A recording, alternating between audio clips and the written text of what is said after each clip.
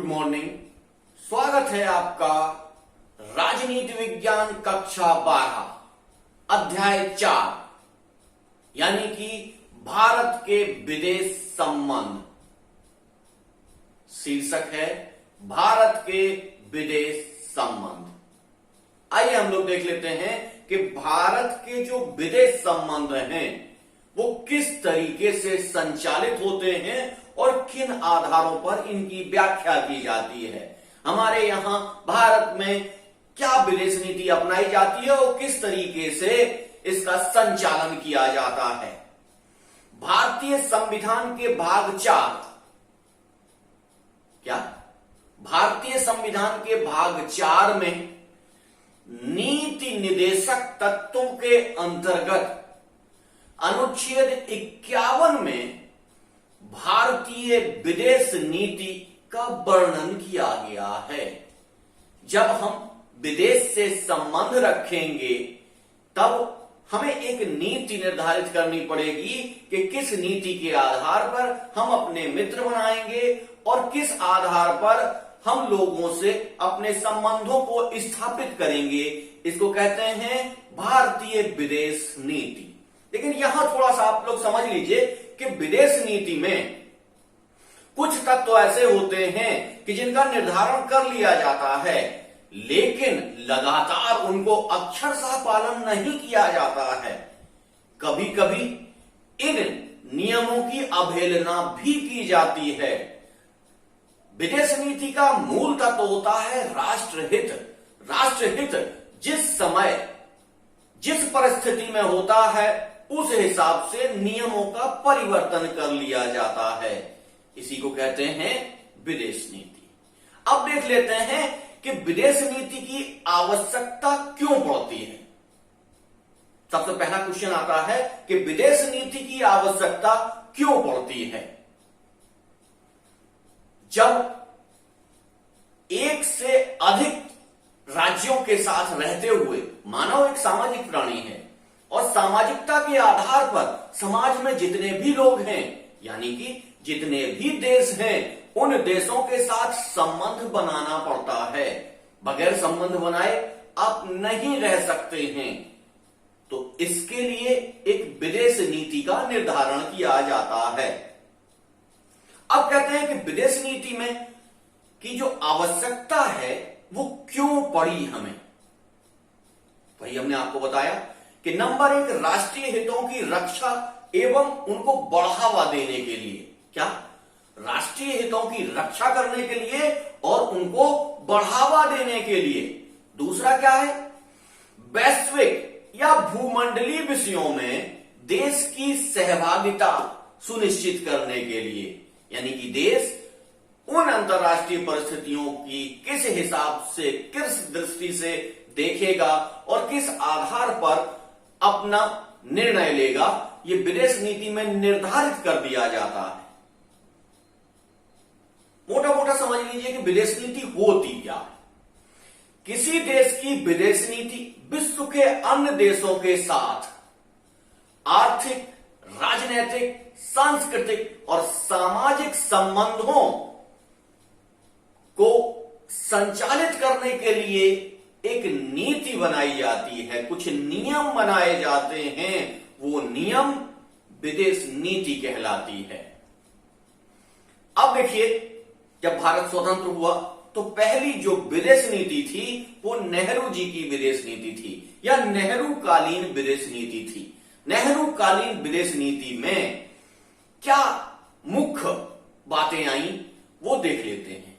पहला तो ये था, नेहरू जी के समय नेहरू जी के सामने सबसे बड़ी समस्या थी कि भारत अभी नव स्वतंत्र देश था, अभी नया नया स्वतंत्र था, कहीं वो फिर से पराधीन ना हो जाए। सबसे पहली समस्या थी कि देश की स्वतंत्रता को बनाए रखना। दूसरा था कि क्षेत्रीय अखंडता। क्षेत्रीय अखंडता, भारत और पाकिस्तान 2 राज्यों में बढ़ चुका था।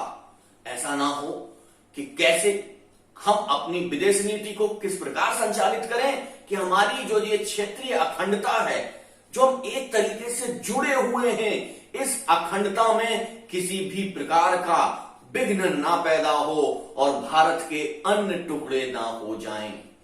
इस स्थिति में भारतीय विदेश नीति को बनाया जाना था। तीसरा था तेज आर्थिक विकास, यानी कि हमें स्वतंत्रता तो रखनी ही थी, देश की अखंडता को बनाए रखना था, लेकिन इसके साथ तेजी से आर्थिक विकास करना था।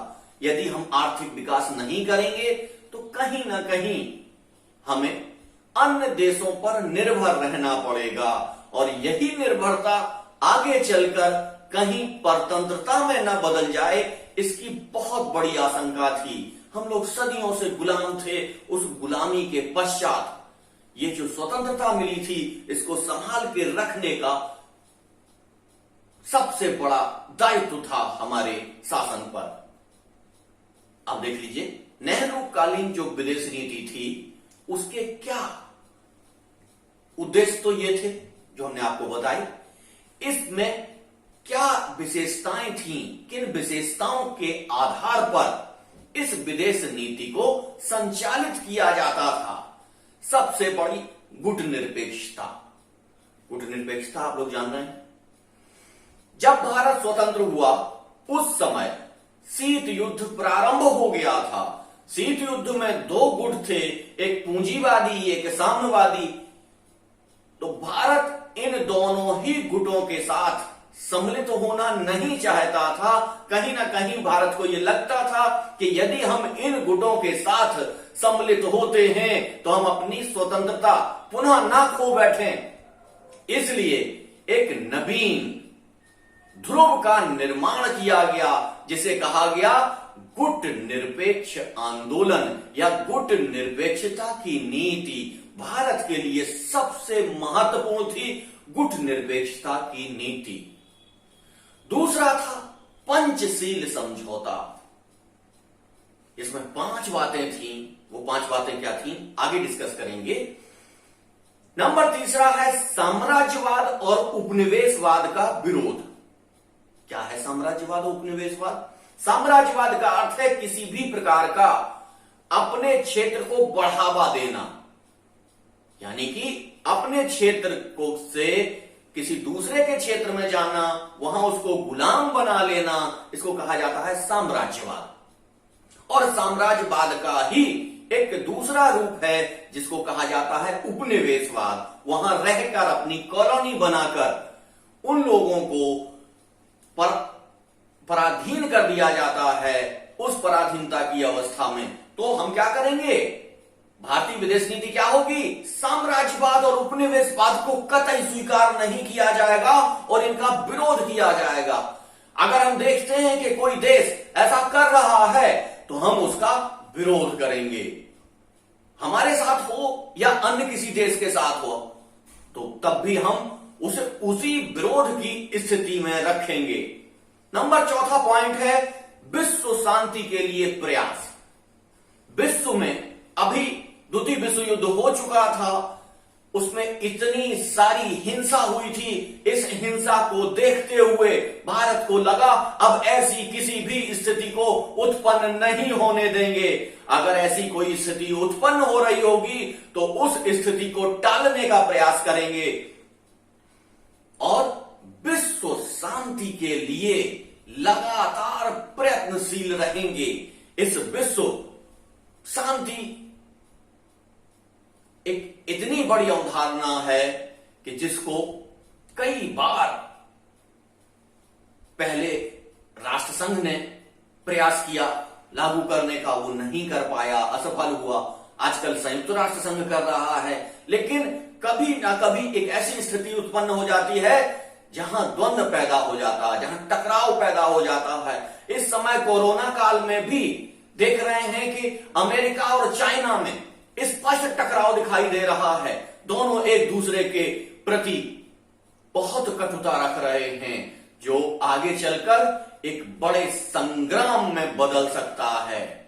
तो भारत ने अपनी विदेश नीति में पहले ही कह दिया है कि भारत किसी भी प्रकार से विश्व शांति को बनाए रखने का प्रयास करेगा और उसको बढ़ावा देगा। अगला पॉइंट है लोकतंत्र का सम्मान, यानी कि ऐसे देश जहां पर लोकतांत्रिक व्यवस्था है, उन देशों के साथ मित्रतापूर्ण संबंध रखे जाएंगे और उनको सम्मान दिया जाएगा और विश्व में अधिक से अधिक ऐसा प्रचार प्रसार भी किया जाएगा जिससे लोकतंत्र अधिक से अधिक जगह पर पहुंचे। यह है लोकतंत्र का सम्मान। अगला है मानवाधिकारों का सम्मान। विश्व में सभी जगह मानव को मानव होने के नाते जो अधिकार मिले हुए हैं, उन अधिकारों को हनन नहीं किया जाना चाहिए। विश्व में कोई भी स्थान ऐसा हो जिसमें मानवों के अधिकारों का उल्लंघन हो रहा हो, तो भारत सबसे पहले खड़ा होगा और कहेगा कि मानवाधिकारों का उल्लंघन नहीं होना चाहिए। क्यों? क्योंकि व्यक्ति का व्यक्तित्व इन्हीं मानव अधिकारों पर निर्भर है। यदि मानव होने के नाते उसे वो अधिकार प्राप्त नहीं हो रहे हैं तो उसका जीवन पशुवत हो जाता है। इसलिए भारत मानव अधिकारों के सम्मान और उनकी रक्षा के लिए सबसे पहले खड़ा होगा। और अंतिम है विभिन्न देशों के साथ शांतिपूर्ण सह अस्तित्व। क्या है ये शांतिपूर्ण सह अस्तित्व? यानी कि हमारा भी अस्तित्व है, भारत का भी अस्तित्व है, पाकिस्तान का भी अस्तित्व है, बांग्लादेश का भी अस्तित्व है, अफगानिस्तान का भी अस्तित्व है, नेपाल का भी अस्तित्व है, भूटान का भी अस्तित्व है। ऐसा नहीं है कि भारत अपने बड़े आकार, विशाल जनसंख्या, विशाल सैनिक शक्ति के कारण नेपाल जैसे छोटे राज्य का सम्मान ना करे। वो लगातार सब लोगों के अस्तित्व को स्वीकार करते हुए शांतिपूर्वक यानी कि शांतिपूर्ण सह अस्तित्व के रूप में विश्व में व्यवस्थित समस्त देशों का सम्मान करेगा। ये भारत की विदेश नीति के महत्वपूर्ण अंग हैं। अब हम देख लेते हैं कि इन महत्वपूर्ण तत्वों के निर्धारण के साथ भारत ने अपनी विदेश नीति का संचालन प्रारंभ कर दिया। क्योंकि भारत ने गुटनिरपेक्षता की नीति को अपनाया था, तो इसी आधार पर एशिया और अफ्रीका के नव स्वतंत्र देशों को, क्या एशिया में और अफ्रीका में बहुत सारे देश ऐसे थे जो पराधीन थे, वो धीमे धीमे स्वतंत्र हो रहे थे। उन नवीन स्वतंत्र देशों के साथ भारत ने संपर्क बनाने का प्रयास किया, यानी कि एफ्रो एशियाई समझौता। अफ्रीका और एशिया के नव स्वतंत्र देशों के साथ समझौता, ठीक है। क्या है? नेहरू जी ने अफ्रीका तथा एशिया के नव स्वतंत्र देशों के साथ संपर्क बनाए और उन्हें अपनी गुटनिरपेक्षता की नीति को समझाते हुए अपने साथ आने का न्योता दिया। 1950 के दशक में, कब?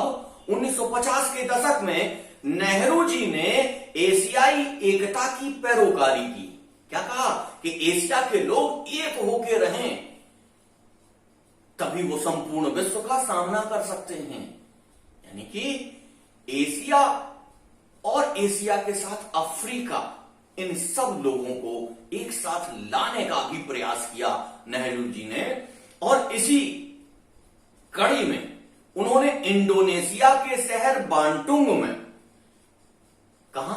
इंडोनेशिया के शहर बांटुंग में 1955 में एफ्रो एशियाई सम्मेलन किया, जिसे बांटुंग सम्मेलन के नाम से जानते हैं, और अपने विचारों को रखा, अपनी नीतियों को रखा, जिसमें बहुत सारे देश गुटनिरपेक्ष आंदोलन में आए और गुटनिरपेक्ष आंदोलन को एक शक्ति प्रदान की। अभी क्या था? कुछ राज्यों का, कुछ देशों का एक संगठन था गुटनिरपेक्ष आंदोलन, लेकिन धीमे धीमे ये नवीन स्वतंत्र राज्य गुटनिरपेक्ष आंदोलन को शक्ति प्रदान कर रहे थे, मजबूत कर रहे थे। इस तरीके से भारत ने अपनी नीति, गुटनिरपेक्षता की नीति, शांतिपूर्ण सह अस्तित्व की नीति के साथ चलते हुए सभी को अपने में मिलाने का प्रयास किया। क्योंकि टॉपिक जब हम शुरू कर रहे थे तो हमने आपको बताया था कि भारत के विदेश संबंध, यहां हम भारत के विदेश संबंध में सबसे पहले पड़ोसियों से संबंध देखेंगे। कैसे? भारत और चीन के संबंध। अब हम देखते हैं भारत और चीन के संबंध। भारत स्वतंत्र हुआ 1947 में, चीन में क्रांति हुई 1949 में, और क्रांति के पश्चात इस नवीन चीन का उदय हुआ। पहले क्या था? कुमतांग चीन था, अब ये साम्यवादी चीन, एक बड़ा चीन था। इस चीन के साथ भारत के संबंध कैसे रहे? प्रारंभ में भारत में हिंदी चीनी भाई भाई का दौर था। हिंदी चीनी भाई भाई, यानी कि भारत ने चाइना को पूरी तरीके से समर्थन दिया, पूरी तरीके से उसका सहयोग किया। भारत ने चाइना की सुरक्षा परिषद में स्थायी सदस्यता के लिए सबसे बड़ी पैरोकारी की, सबसे बड़े पैरोकार के रूप में उभरा। कहा तो यहां तक भी जाता है कि उस समय सुरक्षा परिषद की स्थायी सदस्यता भारत को ऑफर की गई थी, लेकिन भारत ने किसी कारण से वो सीट चाइना को दे दी। चाइना का वो दौर जब भारत और चाइना हिंदी चीनी भाई भाई का नारा लगा रहे थे, 1954 में नेहरू जी और चाउ एन लाई के मध्य 29 अप्रैल 1954 को एक समझौता हुआ जिसे कहा गया पंचशील समझौता। आपको याद है, मैं पहले बताया था पंचशील समझौता, बताया था कि बाद में इसको डिफाइन करेंगे। तो आइए देख लेते हैं कि भारत और चाइना के बीच 1954 में हुए इस पंचशील समझौते में था क्या। इसमें 5 सिद्धांत थे, 5 नियम थे। इन 5 नियम के आधार पर भारत के विदेश संबंध चलने वाले थे, या भारत और चाइना के संबंध चलने वाले थे। क्योंकि पंचशील को भारत ने अपनी विदेश नीति में सम्मिलित कर लिया था, इसलिए सारे देशों के साथ वो इस पंचशील के माध्यम से चलना चाह रहा था। पंचशील के इन सिद्धांतों में कौन कौन से सिद्धांत थे वो देख लेते हैं। नंबर 1, एक दूसरे की प्रादेशिक अखंडता, प्रत्येक देश की प्रादेशिक अखंडता और संप्रभुता का सम्मान करना, पहला पॉइंट था। प्रत्येक देश की प्रादेशिक अखंडता और संप्रभुता का सम्मान करना, कभी भी उसकी अखंडता, उसकी वर्चस्व को तोड़ना नहीं। क्योंकि प्रत्येक व्यक्ति या प्रत्येक राज्य अपने आप में संप्रभु होता है, तो हम बड़े होने के नाते कभी उसकी संप्रभुता का हनन नहीं करेंगे, संप्रभुता को भंग नहीं करेंगे। दूसरा है एक दूसरे पर आक्रमण ना करना, यानी कि अनाक्रमण। एक दूसरे पर कभी आक्रमण नहीं करेंगे। भारत ने ये लगातार अपने पड़ोसियों के साथ किया है। भारत ने कभी पहले से किसी के ऊपर आक्रमण नहीं किया है। भारत हमेशा आक्रमण का उत्तर देता है। पड़ोसी हमारे ऊपर आक्रमण कर दें, हम उन आक्रमणों को सहन करते हैं, लेकिन भारत ने कभी ऐसा नहीं किया कि वो आक्रामक रूप धारण करके दूसरे के ऊपर आक्रमण कर दे, उसके क्षेत्र को हथियाने की कोशिश करे। तो दूसरा पॉइंट है अनाक्रमण। तीसरा पॉइंट है एक दूसरे के मामलों में हस्तक्षेप ना करना। क्या है कि प्रत्येक देश के कुछ अपने आंतरिक मामले होते हैं, उन आंतरिक मामलों में किसी भी प्रकार से हस्तक्षेप भारत नहीं करेगा। यही समझौता चाइना के साथ हुआ कि चाइना भी भारत के आंतरिक मामलों में हस्तक्षेप नहीं करेगा। अगला पॉइंट है समानता तथा मित्रता की भावना को प्रोत्साहन देना। क्या है? सभी लोग समान हैं, तो मैं जितनी अस्तित्व रखता हूं, मेरा मित्र भी उतना ही अस्तित्व रखता है। भारत का जो अस्तित्व है वही भूटान का अस्तित्व है, वही नेपाल का अस्तित्व है, नेपाल, भूटान जिनसे भी भारत की मित्रता है उनको वो समानता प्रदान करेगा। उनके ऊपर अपने बड़े भाई होने का गर्व नहीं करेगा या उनके ऊपर वो चीज नहीं थोपेगा कि हम बड़े हैं इसलिए हमारी बात मानो। सभी को समान व्यवहार करके उनकी राय लेके उनके साथ चलने का प्रयास करेगा।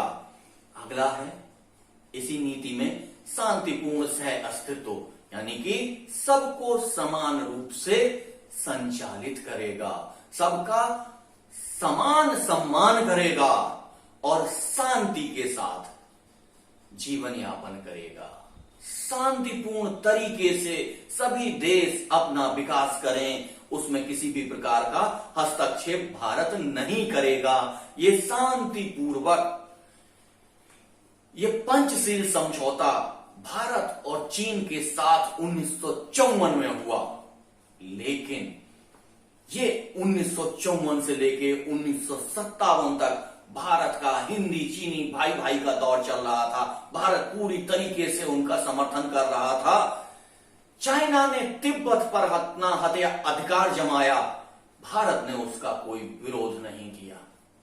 लेकिन जब चाइना उस तिब्बत पर वहां के लोगों पर अत्याचार करने लगा, वहां नरसंहार करने लगा, तब भारत को अपनी नीति के हिसाब से उठ के खड़ा होना पड़ा और कहना पड़ा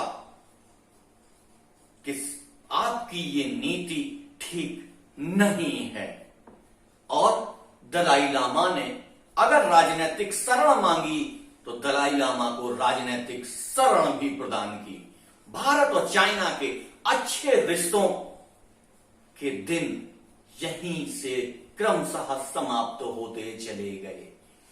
आज हम लोगों ने भारत और चाइना के अच्छे संबंधों के बारे में पढ़ा।